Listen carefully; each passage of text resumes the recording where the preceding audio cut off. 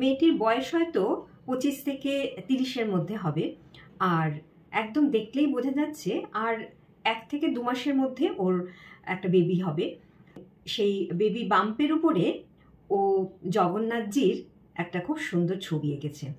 মেয়েটি পেশায় একজন মেকআপ আর্টিস্ট, মানে যাকে সংক্ষেপে এখন মুয়া বলে, এবং সে ইনফ্লুয়েন্সার হিসাবেও কাজ করে। প্রচুর তার এরকম মেকআপের ভিডিও রয়েছে। এই মেয়েটির এই কর্মকাণ্ড নিয়েই পুরো সোশ্যাল মিডিয়াতে, বিশেষ করে বাঙালি সোশ্যাল মিডিয়াতে খুব চর্চা হচ্ছে যে এই ব্যাপারটা মেয়েটি ঠিক করেছে কিনা। কোটি কোটি মানুষের আরাধ্য জগন্নাথ দেবকে সে তার বেবি বাম্পের মধ্যে এঁকে তারপরে সেটাকে শো অফ করছে। নমস্কার, আমি পাপড়ি। আমার চ্যানেলে আপনাদের সকলকে অনেক অনেক স্বাগত। আমার মনে হলো যে এই বিষয়টা নিয়ে একটু কথা বলা দরকার। মেয়েদের জীবনে মা হওয়াটাকে খুবই গুরুত্ব দেওয়া হয়, বিশেষ করে ভারতীয় সমাজে তো বটেই। আর সবথেকে বড় কথা, সন্তান জন্ম দেওয়ার ক্ষমতা কেবলমাত্র মেয়েদের আছে। ছেলেরা যত চেষ্টাই করুক না কেন, এখনো পর্যন্ত আমাদের মেডিকেল সায়েন্স এত উন্নত হয়নি যে একজন পুরুষ মানুষ সন্তান ধারণ করতে পারবে। ভবিষ্যতের কথা ভবিষ্যৎ জানে, কিন্তু এটা মেয়েদের একটা সহজাত এবং ঈশ্বর প্রদত্ত একটা আশীর্বাদ। আর সেই আশীর্বাদটা সবার জীবনে কিন্তু সমানভাবে নেমে আসে না। এখনকার যুগের মেয়ে যারা, তাদের বিয়ে করতে করতেই মোটামুটি 25 থেকে 30 হয়ে যায়। আর এই সময়টা বাচ্চা ধারণের জন্য খুব একটা ভালো সময় নয়। বাচ্চা ধারণের সব থেকে ভালো সময় মোটামুটি 22 থেকে 25-এর মধ্যে। কিন্তু নানান রকম কারণে আমাদের ভারতীয় সমাজে মেয়েরা এখন এই বয়সে বিয়ে করে না। আর যদি বিয়ে করেও তারা কিন্তু সন্তান ধারণ করতে চায় না। জীবনটাকে কিছুটা উপভোগ করবার জন্য বা তার কেরিয়ারের জন্য নানান রকম কারণে কিন্তু তার মা হতে হতে মোটামুটি 28-29 এরকম তো হয়েই যায়। এবং সেক্ষেত্রে দেখা যায় অনেক রকম জটিলতা। সেই জটিলতা কাটিয়ে কেউ কেউ মা হতে পারে, আর কেউ বা একেবারেই পারে না। এছাড়াও এখনকার দিনের লাইফস্টাইল আমাদের যেরকম, তাতে করে ছেলেদের যে স্পার্মের কোয়ালিটি সেটাও দিনের পর দিন কমে যাচ্ছে, এবং গর্ভ ধারণ করবার যে ক্ষমতা সেটাও কিন্তু অনেক মেয়েদের কমে যাচ্ছে। নানান রকম জটিলতা দেখা দিচ্ছে।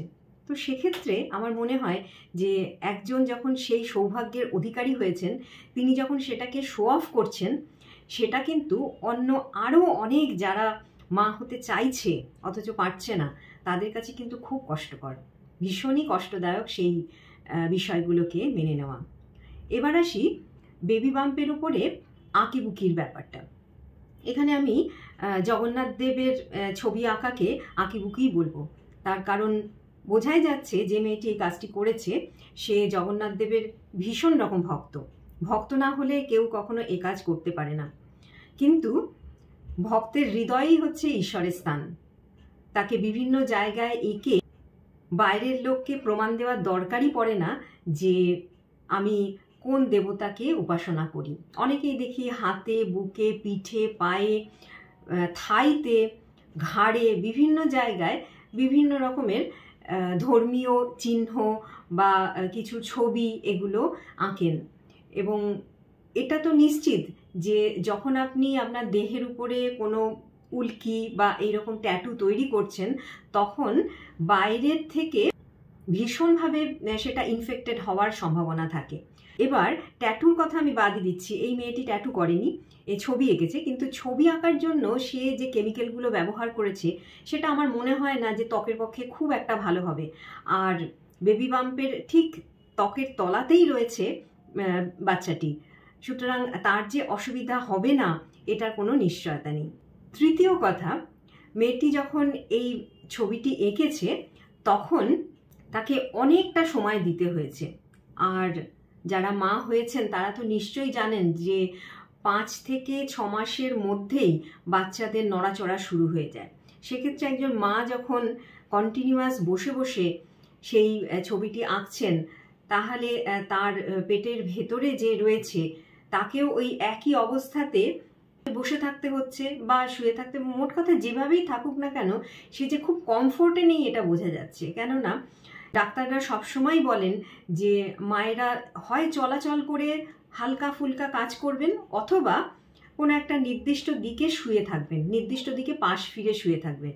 সেক্ষেত্রে এই ছবিটা আঁকার জন্য মিনিমাম তো 2-3 ঘন্টা লেগেইছে। এই সময়টা ধরে এই বাচ্চাটা যে অসুবিধার সম্মুখীন হয়েছে এটার আর বলার অপেক্ষা রাখে না। সুতরাং আমার মনে হয়েছে যে এই ধরনের শো অফ করা অবিলম্বে বন্ধ করা উচিত।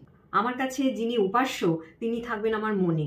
আমার তো মনে হয় সে যে এফর্টটা 2 ঘন্টা বা 3 ঘন্টা দিয়েছে এই ছবি আঁকার জন্য, সেই এফর্টটা যদি সে প্রেয়ার করবার কাজে লাগাতো তাহলে কিন্তু তার বেবির জন্য অনেক অনেক ভালো হতো। ভক্তিভাব কোনো শো অফের জিনিস নয়। এখন প্রসঙ্গের থেকে একটু দূরে গিয়ে বলি যে অনেকেই দেখি ছোট ছোট কটের মধ্যে করে গোপাল ঠাকুরের ছোট্ট মূর্তি এক জায়গা থেকে আরেক জায়গায় নিয়ে যান। আমরা যখন ছোট ছিলাম তখন দেখতাম যে এক জায়গা থেকে আরেক জায়গায়, বিশেষ করে ট্রেনে বা বাসে, সাধারণত কুকুরের ছোট ছোট বাচ্চা বা বেড়ালের বাচ্চা নেওয়ার জন্য এই ধরনের কটগুলো ব্যবহার করা হতো, যার ঢাকনি থাকতো। এই রকম কটগুলোতে কিছু মানুষ আছেন তারা তাদের আরাধ্য বা উপাস্য যে দেবতা, যাকে তিনি নিজের ছেলে হিসাবে মানছেন, তাকে ওই রকম কটে করে করে নিয়ে এক জায়গা থেকে এক জায়গায় যাচ্ছেন। আমরা যতদূর জানি যে কোনো ঠাকুর বা দেবতার মূর্তি যখন আমরা সিংহাসনে রাখি তখন তার প্রাণ প্রতিষ্ঠা করা হয়, এবং একবার প্রতিষ্ঠিত হয়ে গেলে সেই ঠাকুরকে নড়াচড়া করার কথা নয়। সেক্ষেত্রে এই সমস্ত মানুষেরা কি করে এক জায়গা থেকে আরেক জায়গায় তার আরাধ্য দেবতাকে নিয়ে যাচ্ছেন সেটা আমার একদমই মাথায় আসে না। আমার তো মনে হয় ধর্মের নামে এই যে অনাচারগুলো হচ্ছে এগুলো বন্ধ হওয়া দরকার। এটা তো গেল আমার ভালো লাগা বা মন্দ লাগার ব্যাপার থেকে পুরো বিষয়টার ব্যাখ্যা। কিন্তু আবার একটু প্রাচীনপন্থী মনোভাব নিয়ে যদি এই ব্যাপারটা দেখি তাহলেও কিন্তু এই আঁকিবুকিটাকে সমর্থন করা যায় না। কেননা আমরা দেখেছি মা ঠাকুমারা সবসময় বলতেন যে নজর বলে একটা ব্যাপার আছে। যে কোনো ভালো কাজ, যে কোনো শুভ কাজ, এটা কিন্তু নজর বাঁচিয়ে করতে হয়। আর সন্তান জন্ম দেওয়াটা অত্যন্ত শুভ কাজ এবং খুবই গুরুত্বপূর্ণ একটা কাজ। তো সেক্ষেত্রে আমার তো মনে হয় যে নজরেরও একটা কিছু ব্যাপার থাকে, যে কারণে দেখবেন অনেক বাড়িতেই রয়েছে যে কনসিভ করলে হাতে বা পায়ে নজর যাতে না লাগে সেই জন্য বিশেষ বন্ধনী দেওয়ার ব্যবস্থা করা হয়, মন্ত্রতন্ত্র বলা হয়, বিশেষ পুজো পাঠ করা হয় যাতে এই সন্তানটি সুন্দরভাবে ভূমিষ্ঠ হতে পারে। সুতরাং আমার মনে হয় এই যে বেবি বাম্প দেখিয়ে লোকের সামনে নিজেকে জাহির করা, এই ব্যাপারটার মধ্যে কোনো কৃতিত্ব নেই, বরঞ্চ একটা সুস্থ সুন্দর বাচ্চাকে সুন্দরভাবে জন্ম দেওয়াটার মধ্যেই একটা কৃতিত্ব রয়েছে। যারা ছোট বা যারা প্রথমবার মা হচ্ছেন তারা হয়তো বিষয়টা অত গভীরভাবে তলিয়ে দেখেন না। আমার মনে হয় বাড়িতে যারা বড়রা রয়েছেন তাদের উচিত যে এদেরকে সঠিকভাবে গাইড করা। যদিও শুনতে খুবই প্রাচীনপন্থী লাগছে, কিন্তু কিছু কিছু বিষয় রয়েছে যে সেগুলো নিজের এবং সন্তানের মঙ্গলের জন্য মেনে নিতেই হয়। আমার মনে হয় এই বিষয়গুলো নতুন মা যারা হচ্ছেন তাদের একটু মাথায় রাখতে হবে। সব কিছুই কিন্তু বিনোদনের ব্যাপার নয়। কোনটা বিনোদন, কোনটা শো অফ, আর কোনটা একদম ব্যক্তিগত, সেই ব্যাপারটা কিন্তু ভালো করে জানতে হবে। তা না হলে নিজের জীবনটাই ডিসব্যালেন্স হয়ে যাবে। যে মায়ের জীবন ব্যালেন্সড থাকে না সে কিন্তু তার সন্তানকে কখনোই কোনো ভালো পথের নির্দেশই দিতে পারবে না। আমার এই কথাগুলোর সঙ্গে যদি আপনারা একমত হন তাহলে অবশ্যই কমেন্টে জানাবেন, আর যদি দ্বিমত হন তবেও কিন্তু আপনার যুক্তিগুলো কমেন্টের মাধ্যমে জানাবেন। আজকে তাহলে বিদায় নিলাম, আবার দেখা হচ্ছে অন্য কোনো বিষয়ে অন্য কোনো ভিডিওতে। ততক্ষণ পর্যন্ত আপনারা প্রত্যেকে সুস্থ থাকুন, ভালো থাকুন, সবাইকে নিয়ে সবাই যেন খুশি থাকে। নমস্কার।